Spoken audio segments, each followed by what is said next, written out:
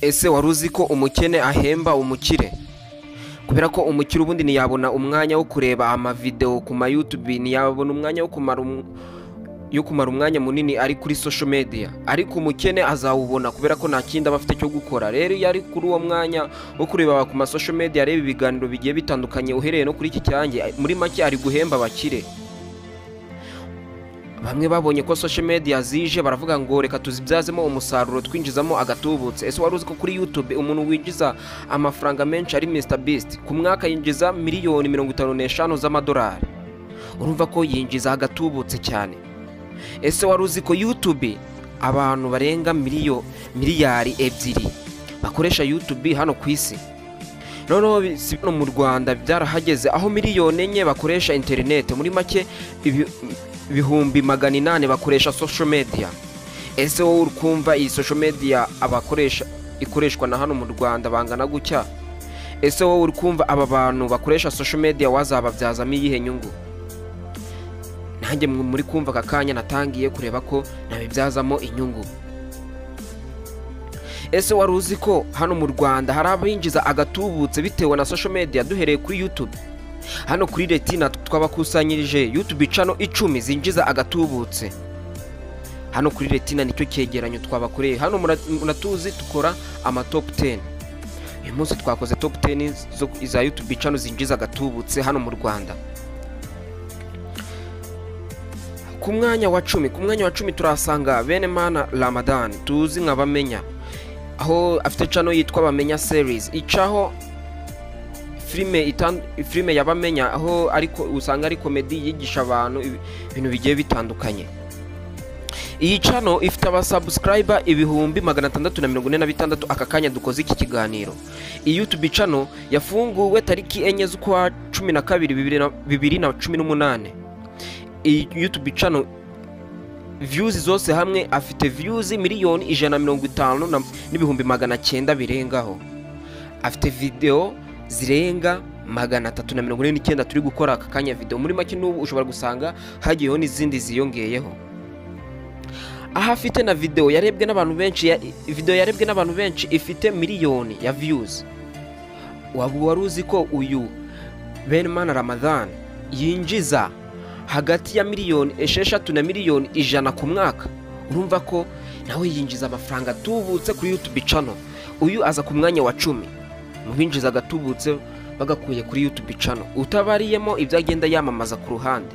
YouTube channel gusa niyo imuhemba ku mwaka. Twerekeza ku mwanya wa 9. Ku mwanya wa 9 turahasanga Nyarwaya Innocent, muzi nka Yago. Afite ikinyamakuru nka Yago TV show. YouTube channel ifite abasubscriber ibihumbi 700 birengaho. Akakanya dukoze iki cyegeranyo.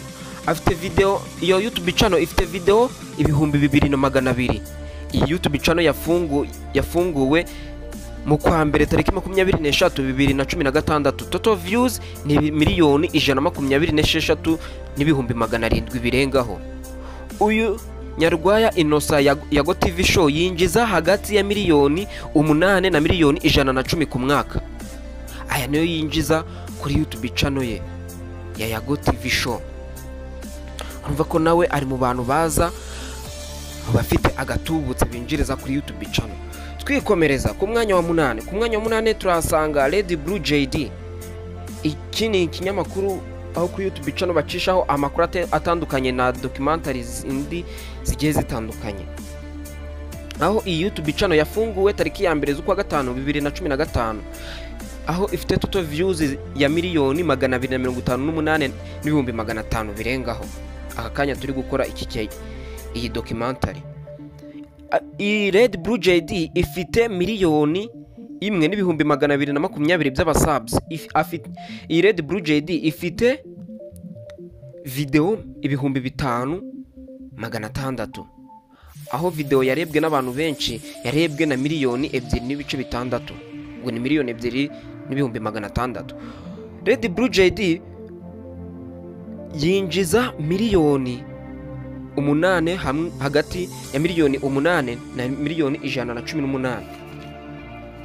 Twikomereza ku mwanya wa 7 turasanga MIRN Empire.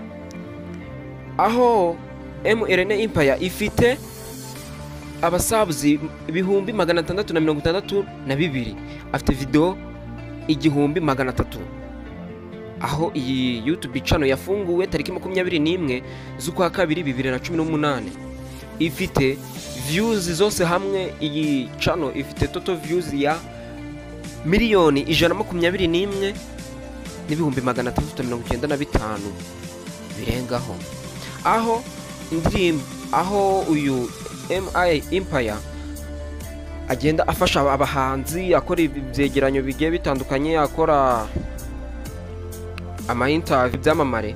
Ariko video yarebwe n'abantu benshi ni Simagarara ya Vestina na Dorcas, yarebwe ifite views ya 7.9. babara ko MI Empire yinjiza hagati ya 10 hamwe na 150. urumva ko nawe ari mu bantu binjiza agatubutse, aza ku mwanya wa 7. twerekeza ku mwanya wa 6. ku mwanya wa 6 turasangaho umuhanzi uririmba injyana ya gospel muzi cyane Israel Mbonyi, ari we wenyine ufite n'amateka yo kuzuza arena, nawe ufite ako gahigo. Israel Mbonyi afite abasubs 1,560,000. iyi channel ikaba ifite video 69 agakanya dukoranye iki kiganiro, aho yafunguwe tariki 16 z'ukwa kabiri 2012. ikaba ifite total views ya 296,282,282. aho afite indirimbo yarebwe n'abantu benshi ni Nasiri, yarebwe na 1,068,000. urumva ko ni video yarebwe cyane. uyu muhanzi babara ko yinjiza 14,000,000 hagati ya 14,000,000 na 20,000,000 hagati ya 14,000,000 hamwe na 210,000 buri mwaka. ku mwaka niyo mafaranga babara ko yinjiza Israel Mbonyi. urumva ko n'umugabo ukora cyane, no indirimbo ze akora ziba zikozwe mu ndimi zigiye zitandukanye, haba igiswahili n'ikinyarwanda. urumva ko bimufasha kuzamura channel ye n'umuziki we ukajya ku ruhando mpuzamahanga. twikomereza ku mwanya wa 5 turasanga Ngabo Medali uzwi nka Meddy. uyu ni umuhanzi wabigize umwuga. urumva ko ni umuhanzi uzwi cyane, wakoze indirimbo yamamaye cyane. uyu muhanzi yafunguye channel ye tariki 17 z'ukwa 5 2013, aho total views afite views 293,216,216. akaba afite abasubs 1,460,000. akaba afite video 63. urumva ko ni umuhanzi ukora cyane, aho afite indirimbo yarebwe na 1,109,000. iyo nayindi ni Slowly, ndizera ko nawe uyizi. uyu muhanzi ari no mu bahanzi ba mbere bafite n'akagahigo kuba bafite video yarebwe n'abantu benshi hano mu Rwanda. uyu muhanzi Ngabo Medali babara ko yinjiza hagati ya 1,013,000 na 1,263,000 zishobora kwikuba kabiri, bitewe ko indirimbo ze nyinshi azikora mu Cyongereza, bitewe ko YouTube channel bitewe n'ururimi ukoramo biba bishobora kongera amafaranga ushobora kwinjiza kuri YouTube channel yawe. twikomereza turasa ku mwanya wa 4 turahasanga Niyitegeka Gracie wafunguye channel mu kwa mbere tariki 29 2013. Niyitegeka Gracie muzi nka Papa Sava Sebrikoko n'andi mazina menshi bitewe n'ukuntu yubatse izina muri comedy na sinema nyarwanda. iyi channel ye ifite ibihumbi 829, akaba afite video 1,400. total views ya channel ye afite 256,000 n'ibihumbi 294. aho afite video yarebwe cyane ni video ifite 2,000,000 n'ibihumbi 100. uyu impamvu yaje ni imbere ya Ngabo Medali nuko uyu mugabo Niyitegeka Gracie buri munsi ashyiraho filime n'andi mavideo menshi cyane bituma arebwa cyane, naho mu gihe Ngabo Medali ashobora gusohora indirimbo imwe mu mwaka. urumva ko Niyitegeka Gracie birabiri ukumvikana ko ashobora kumuza imbere, aribyo byanabaye. ubu Niyitegeka Gracie ari ku mwanya wa 4 ku bantu binjiza agatubutse babikuye kuri YouTube channel. Niyitegeka Gracie bivugwa ko yinjiza hagati ya miliyoni 16 na miliyoni 280 ku mwaka. Ku mwanya wa gatatu turasanga Isimbi TV. Isimbi TV ni channel icaho ibiganiro byafasha abantu guhindura ubuzima, ibiganiro biba bigaragaza ababigezeho n'ukuntu babigezeho bakugira inama. Aho Isimbi TV yafunguwe tariki 29 z'ukwa 9 2017, ikaba ifite total views ya miliyoni 392,500 birengaho. Iyi Isimbi TV ifite abasubs miliyoni 1,240,000. Ikaba Isimbi TV yarashyize hanze video ibihumbi 4, aho video yarebwe cyane ni video ifite miliyoni 4.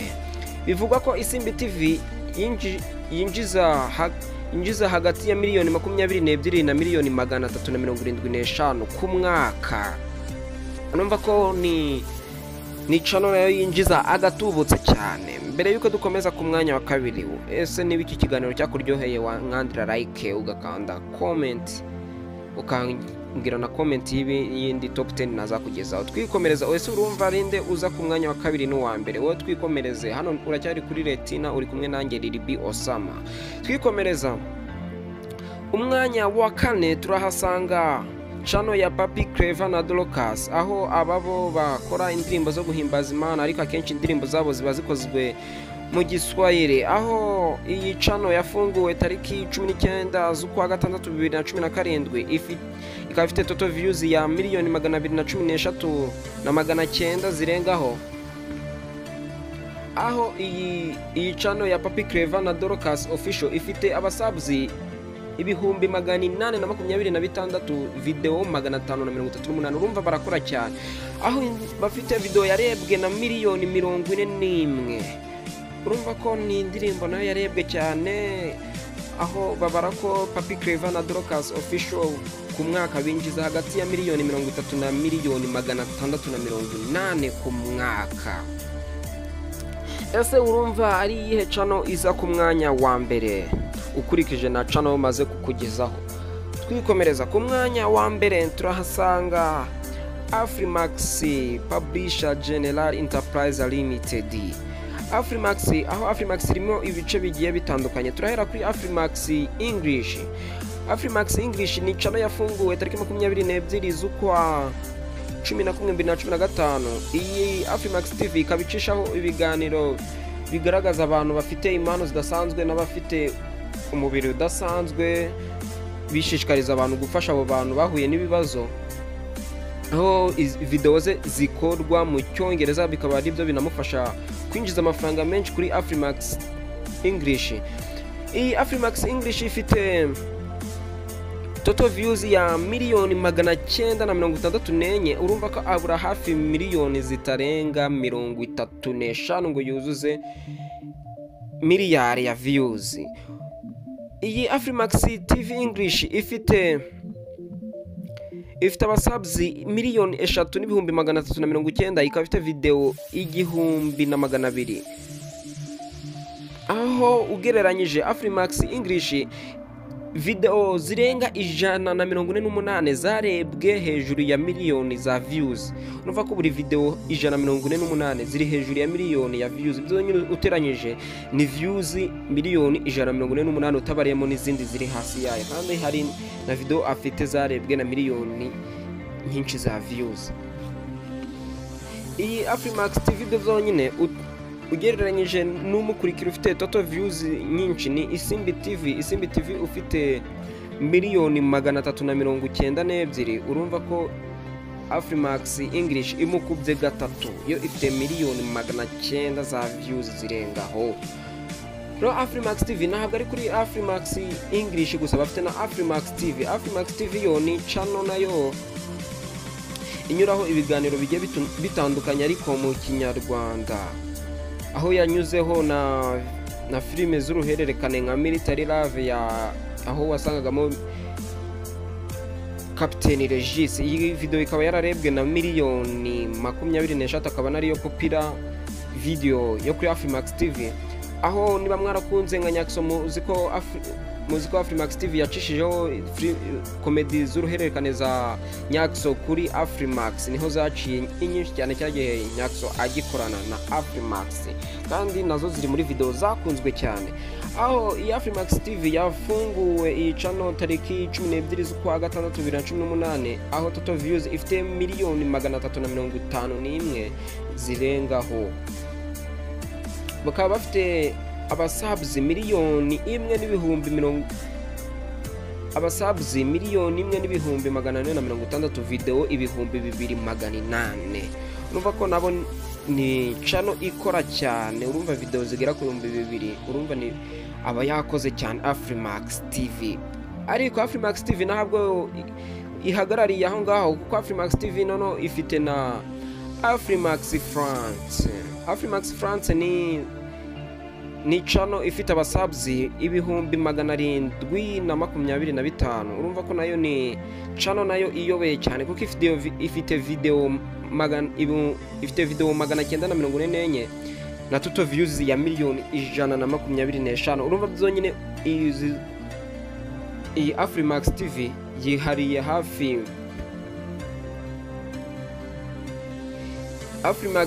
Afrimax yose yihariye miliyari 1,370,000 bya views yonyine gusa. ubwo uteranyije ifite n'abasubs barenga 5,800,000. urumva ko Afrimax niyo mpamvu yaje ku mwanya wa mbere. babara ko Afrimax zose hamwe babara ko yinjiza hagati ya miliyoni 42 na miliyari 2 z'amanyarwanda ku mwaka. urumva ko ni Afrimax ikora cyane. akandi Afrimax ifite n'ibindi binyamakuru nka Planet Rwanda, Mapigo Vibes na The Profile. kandi Afrimax ifite na Afrimax Swahili nayo icaho ibiganiro bikoze mu rurimi rw'igiswahili. urumva ko ni Afrimax yaje ku mwanya wa mbere yabikoreye kabisa. urumva ari ihe top 10 yindi twaza gukorera. aha muracyari kuri Retina, muracyari kumwe nanjye Lili Osama. nakagaruka. Ciao ciao, shalom.